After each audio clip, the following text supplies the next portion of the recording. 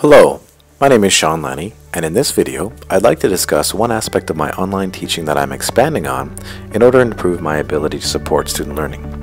During the fall of 2013, I had the pleasure of teaching AEDT 2130, a course that focused on graphic design, digital technologies, and communication.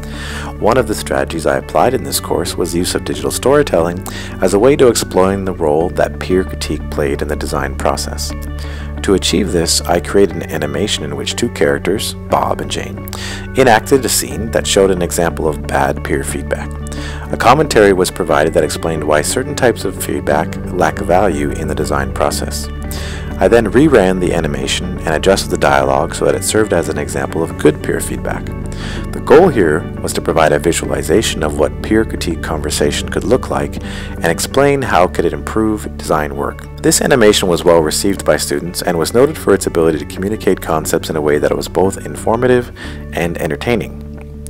The positive feedback I received about the animation provided insight into the value of using digital storytelling as a strategy for teaching concepts online. For this course, I'd like to build on the digital narrative of Bob and Jane and have them engage in a variety of scenarios that relate to other key concepts rather than having this interaction be limited to just peer critique. In addition to this, I also reflected on the fact that although these videos were received well by the students, I noticed that the message did not necessarily translate into improved quality of peer feedback amongst the groupings. This caused me to reflect more deeply on the ways in which I could build on the digital narrative to support student learning.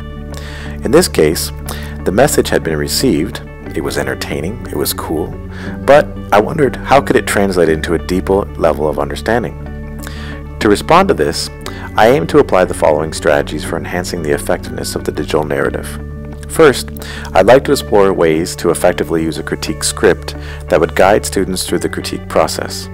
Although I had provided students with a peer feedback form to use to guide their critique of others' work, I found that responses to the form were superficial and often contrived, which is directly contrary to the message of the Bob and Jane narrative. For this course, I'd like to apply the principle of more equals less, which is to say, the more times that a student has the opportunity to use a critique script, the less it would interfere with the authenticity of their feedback. Second, I'd like to explore the use of different peer groupings on the peer feedback process. For example, I'd like to have students participate in both tier groups, where students of various levels interact to provide feedback to one another, as well as leveled groupings, where students are providing others who are at the same level of understanding of course concepts with feedback.